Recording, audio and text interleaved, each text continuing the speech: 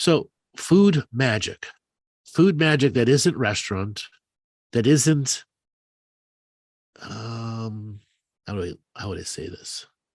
Isn't just for ordinary eating, ritualistic food, where we take the next level of intention and we are bringing our higher levels of unique healer's aspect to it. Just as you would give a session to a person, you can give a session to your food. We did that in the Reiki training, actually, being able to do a treatment to the food to change it, which was interesting. It does change it too. Yes. And it's a co-creation with the food as well, isn't it? Yes, it is a co-creation with the food. Knowing what you're cooking, does it give off water? You have to prepare for that.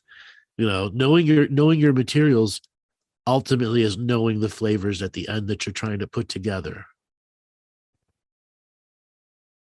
So Laura, you've set up kitchens before and you've set up ritual areas. How hard is it to hybrid a ritual area in a kitchen? So not difficult at all. You just bring in those objects that you use for your normal rituals, just plant them around the kitchen. I could still create, the 7 directions and do the normal sort of rituals, even if it's candles and crystals and the objects, the sacred objects you usually use. You just have them around your kitchen. Even a small kitchen, you can use something to it, and it's also the intent, isn't it, that you go in with related to doing this. So I've done plenty of grandmother soups on my stove with just a few crystals and with my intention, but you can have them there all the time when you're working too in your kitchen. It's just, if you're going to go into ceremony and ritual, just remember to open and close sacred space, because obviously other people are going to walk into your kitchen as well at some time. And yes, Laura, about having that kitchen and being responsible for the energy there, because if you do have children, they could be arguing or anything like that placed over the kitchen area.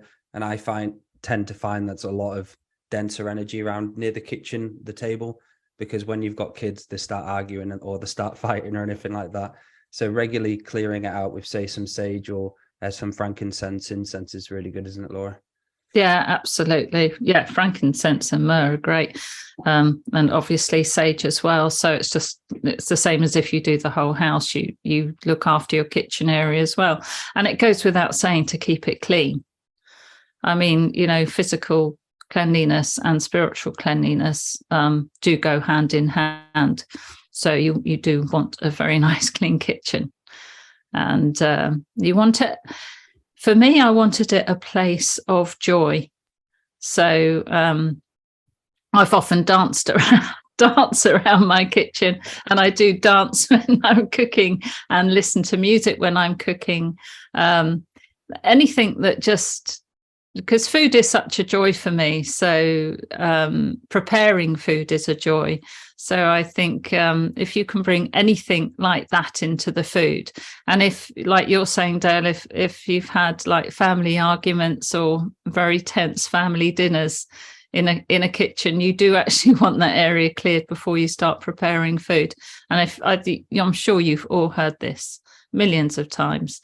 If you're really upset or somebody's really distressed or depressed and that sort of thing, and they're going to cook for you, just maybe you want to pray extra over that food, because all that energy does go into the food you're eating. If you've had a row and so on, it's maybe best not to eat or not to prepare food till a while, till you've calmed down and let those energies dissipate.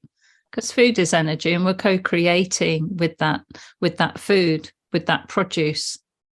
And that's and we want it to be the right co-creation, don't we? We're imprinting it